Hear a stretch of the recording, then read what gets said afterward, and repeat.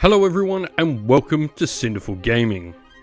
In today's video we're going to look at starting to collect Stormcast Eternal's army for Warhammer Age of Sigmar 4th edition using the contents of the Skaventide launch box set to create a 2000 point army. Today's video is sponsored by Gap Games, a fantastic miniature wargaming store in Queensland, Australia. They stock a wide variety of miniature wargames from all things Games Workshop to some of my personal favourites, Conquest of the Last Argument of Kings, and all things Modifius wargames as well. Use our affiliate code in the link below to help support both this fantastic store and the channel as well. Leading the Stormcast half of the Skaventide launch box is the new Lord Vigilant on Gryfstalker, a solid enough Stormcast character with 8 wounds and a 3+ save and a decent amount of output in melee as well. This Ruination Chamber rune-marked fighter has its big ability being Deliver Judgment, which will allow it to pick a friendly non-hero Ruination Chamber unit and have them fight twice in the combat phase, though the second time they do fight they will be fighting with the Strikes Last rule. The model can also make a resistance roll to ignore the effects of non-core abilities that target it once per turn. Regiment-wise, the Lord Vigilant is able to bring along any Ruination or Warrior Chamber units, and can even have 0-1 Gryphound units or 0-1 Stormcast Exemplars, which are some of the Knight class Stormcast characters. Our next character in the box set is the Lord Terminos, a quite decently powerful melee foot hero with the crit mortal ability on its attacks with the blade Terminos, and like the Lord Vigilant, has the once per round ability to ignore a non-core ability with a resistance roll. The model has a Memorian who counts as a little token next to the model to add 3 to the control score of nearby Ruination Chamber models. However, if this model ever makes a save roll on an unmodified 1, the Memorian token will disappear along with the ability. This model is also able to pick a Ruination Chamber unit to immediately fight after it in the combat thanks to the Earn an Honourable Death ability. However, if a unit does so, they will be at a negative as enemies will get +1 to hit them. Regiment-wise, the model is a little more restricted than the Lord Vigilant, still able to take 0-1 Stormcast Exemplars, but then only being able to bring along Ruination Chamber units otherwise. Our next character is one of 2 new models for old Stormcast Eternals, the Lord Veritant. This model has some anti-wizard and priest attacks in melee and can count as a wizard 1 with its Staff of Abjuration ability, which will allow it to use unbind abilities. Like other Ruination Chamber models, it can potentially ignore some non-core abilities. It also has a Griffcrow token that follows it around and will put out an aura of subtract 1 from casting enchanting rolls on nearby enemies. However, like all tokens, if the model fails a save roll on a 1, it will lose the token and this ability. Regiment-wise, the model has exactly the same restrictions and allowances as the previously mentioned Lord Vigilant. Lastly, for characters in the box set, we have a Knight Questor. Now free from his duties questing in the Silver Tower, this model is a dedicated character killer and objective grabber. In combat, not only does it have crit mortal to deal some mortal damage, but also anti-character for some bonus rend. Heroic Retribution will allow it to have a nearby unit of Questor Soulsworn fight immediately after it in combat, breaking the normal order of activations, and it can also select an objective wholly outside of friendly territory to be quest marked, and while on said objective, this model will increase its control score by 3 and gain the Ward 5+ special rule.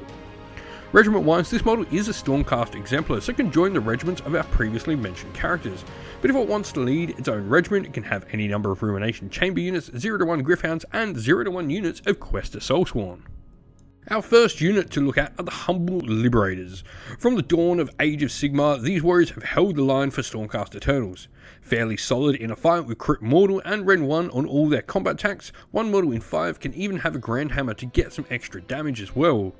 The unit has the champion keyword to gain a champion model, and their Stalwart Defenders rule can increase their objective score by 3 when contesting an objective wholly within friendly territory.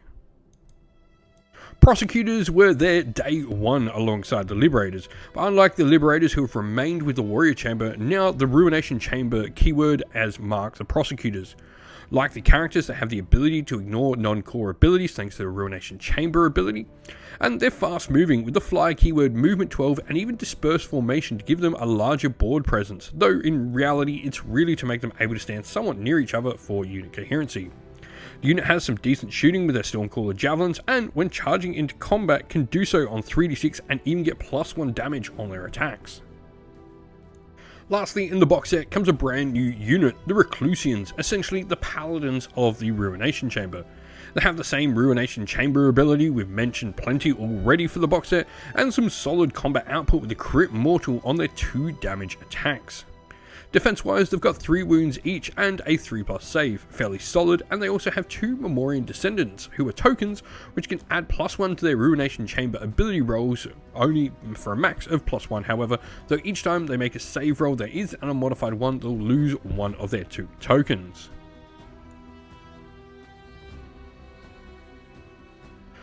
Where to next? The first unit we're going to look at are the Questor Soulsworn. This unit combines really well with our Knight Questor, and if Warcry tickles your fancy as well, they have 4 rules available to play in that game as well. Like the Knight Questor, they have the Ordained Quest ability, but can also once per battle teleport themselves and a nearby Knight Questor anywhere on the battlefield that is 9 inch away from all enemy units. Combat wise, they put out some decent amount of damage with their damage 2 attacks, and even have 3 wounds each and a 3+ save. Next up we have the Vigilors. These models bring some ranged attacks to the force, but rather than outright damage, it is their Navigators of the Storm ability that passively triggers when an enemy unit is dealt damage by the ranged attack that makes them most useful. This ability will give +1 to hit to any Stormcast Eternals unit that targets the same unit shot at and damaged by this Warrior Chamber unit for the rest of the turn.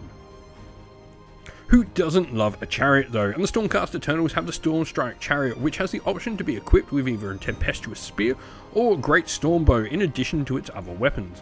The Great Stormbow is my pick, giving the unit some decent shooting, and if things swing in your favour, can be pretty devastating to enemy light infantry. Speaking of devastating, when this model charges into an enemy unit, it can deal some mortal damage, and if you ever use the power through command with this model, it'll do mortal damage to any unit it needs to move through as well. Praetors are next, and these warriors act as a personal bodyguard for one of your heroes on the battlefield.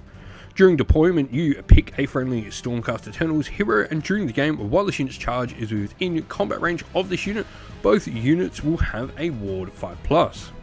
Stormcast Eternals generally struggle against things that outright ignore armor, so any way you can get a valid ward is solid. In combat, they do put out a decent amount of damage and have some solid defenses as well. Lastly, we have the Vindictors. The standard infantry has seen a new role taken up with the new addition, that being great anti-charges. Fantastic at fighting on your front lines and acting as an anvil. Their combat attacks have anti-charge, and if this unit didn't charge during the turn and is in combat with an enemy that did, thanks to their Hold the Shield rule, you can roll a dust and on a 4+ that actually gain strike first. The unit also has Champion and Standard Bearer command models as well. Our first regiment in our force is going to be led by the Lord Vigilant on Gryffstalker. Now, this model is going to be our general, and so is going to have a unit of Liberators reinforced in his warband. We're then going to have the unit of Questor Soulsworn, our Knight Questor, who's going to have the Artifact of Power, the Null Pendant, which can subtract some from our opponent's score when they're nearby it. And then we've also got Stormstrike Chariot, as we're able to take 4 units in our general's retinue. Our second regiment is going to be led by the Lord Terminus, and this model's taken the heroic trait Envoy of the Heavens. If we ever lose a Stormcast Eternals unit, then the Lord Terminus can actually give a nearby friendly Stormcast Eternals unit a ward 5+ for the round. Units wise, as we can only select some of the Ruination Chamber units, we've gone for the Reclusians and the Prosecutors to join him. Lastly, our third and last regiment is going to be led by the Lord Veritant. We've gone for just 3 basic units in here. We've got the Vindictors, Vigilors and Praetors all joining this model from the Warrior Chamber. We hope this video was helpful in getting you started with Warhammer Age of Sigmar, and it was able to give you some ideas and inspiration to start your own force in the game. If you have any other questions at all, please comment down below, and while you're there, don't forget to drop a like, subscribe, and join our Discord server to check out all our future Warhammer Age of Sigmar content.